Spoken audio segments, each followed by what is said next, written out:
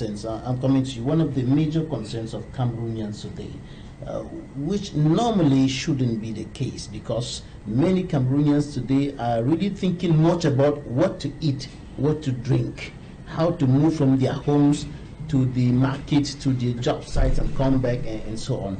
And many Cameroonians find themselves in a very difficult situation.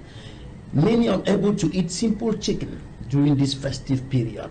Many are unable to eat meat during this festive period because prices are skyrocketing on the market. And the President of the Republic says that the inflation rate has dropped from 7.4% in 2023 to 5% in this year. And there's a projection of a drop to 4% in 2025.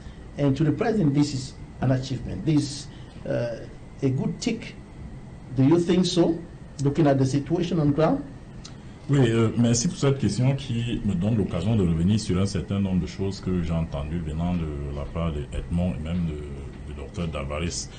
Les deux, je les trouve particulièrement pessimistes ce soir, je ne sais pas pourquoi, mais je vais revenir là-dessus pour dire que Edmond ne peut pas faire le reproche au président de la République de s'appuyer sur les chocs extérieurs. Vous êtes d'accord avec moi que notre économie, et vous le dites à chaque fois, elle est largement extravertie. C'est vous qui nous dites toujours qu'on est dans un environnement où le tissu économique est structuré de sorte que dès qu'il y a un petit choc à l'autre bout du monde, nous le ressentons ici. Le Cameroun n'est pas une île, et vous le savez très bien. Il est normal que quand il y a des chocs comme la guerre en Ukraine, et quand je dis la guerre en Ukraine, regardez ce que ça nous rapporte de ce côté-là en termes d'activité commerciale. Le blé que nous consommons ici, il vient d'où? Le riz, tout ça et autres. À un moment donné, on ne peut pas ne pas s'appuyer sur des chocs exogènes pour expliquer un certain nombre de difficultés internes sur le plan, par exemple, alimentaire, des produits de base. Donc c'est un fait vraiment. Accuser le président d'aller se cacher derrière des chocs extérieurs, pour moi, c'est un peu excessif. But isn't that also because our level of production in Cameroon is very low? Rice, we can produce a lot of rice from top, from the far north, but we are producing very limited quantity. And so je suis heureux que le docteur Dalvaris soit ici quand vous me posez cette question-là, parce que nous avons fait un débat autour de cette table où il était question que, à un moment donné, les présidents africains aient le courage de faire des ruptures profondes dans leur système économique, de sorte que la production croisse et qu'on essaie de voir comment on peut tirer des meilleures dividendes que celles que nous avons aujourd'hui. Mais nous avons tous fait le constat ce jour-là que, en réalité, des politiques pareilles impliquent des sacrifices énormes. Vous voyez, impliquent des décisions concertées. Le Cameroun seul ne peut pas s'engager sur un terrain pareil, ça ne paye pas. Voyez. Or, pour arriver à cette situation-là, il faut beaucoup de choses. Il faut convaincre beaucoup d'autres partenaires. C'est pas évident. Nos présidents gèrent l'instant. Et en gérant l'instant, ils essayent autant que faire se peut de se projeter dans un environnement qui est très compliqué et qui est toujours largement influencé par les chocs extérieurs. Oui, je veux qu'on s'intéresse à cet axe Ebolova-Kribi. On revient dans le discours du président.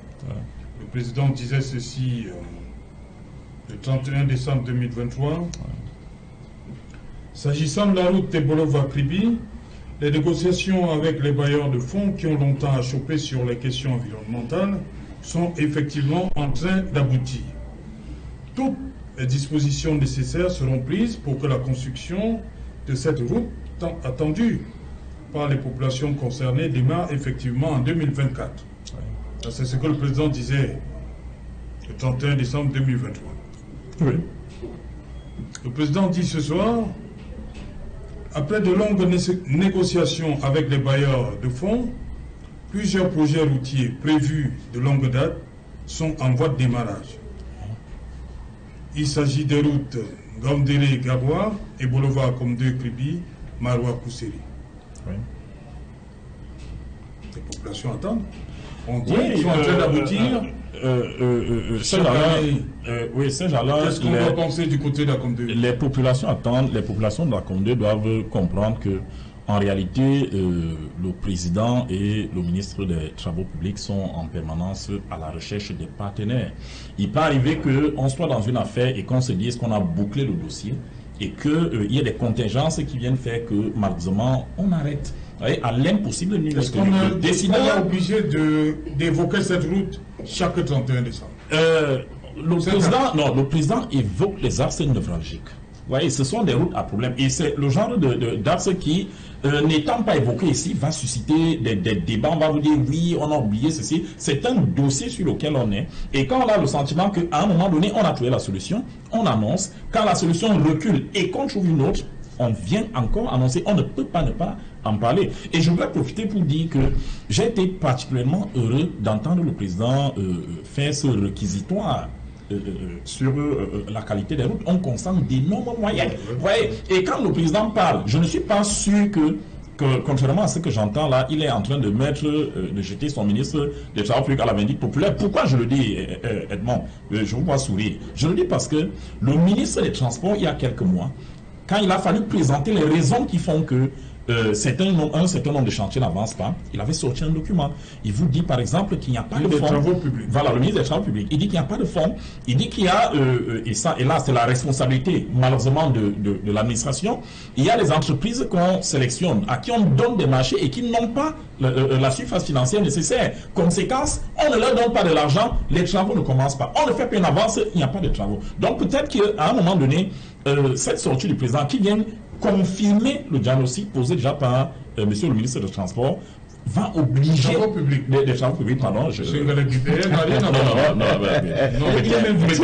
parce que c'est la route, mais il n'y a pas. Ouais, c'est monsieur le ministre des Travaux publics. Voilà. Effectivement, monsieur le ministre des Transports est l'un des exemples, des très bons exemples qu'on peut citer au gouvernement. Donc je voulais dire qu'en réalité, c'est une posture qui montre que des décisions radicales vont être prises. Il faut qu'on essaye de s'orienter, je pense qu'on l'avait dit quelque part ici, qu'on essaye de faire entièrement avec les PPP ou les BOT, c'est vous qui maîtrisez mieux ce secteur. Il faut qu'on arrête avec l'administration qui s'immisce partout, qui donne un certain nombre de marchés aux entreprises qui n'ont pas les moyens nécessaires, ni les moyens financiers, ni les moyens techniques pour faire le travail qu'il y a à faire. Je pense que ce soir, le président a donné le ton. Maintenant, sur l'ensemble...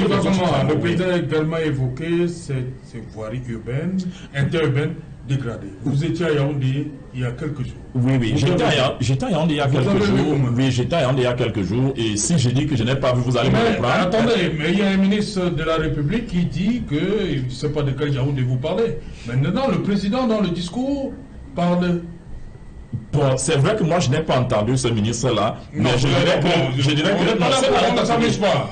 Bon, Edmond Koté.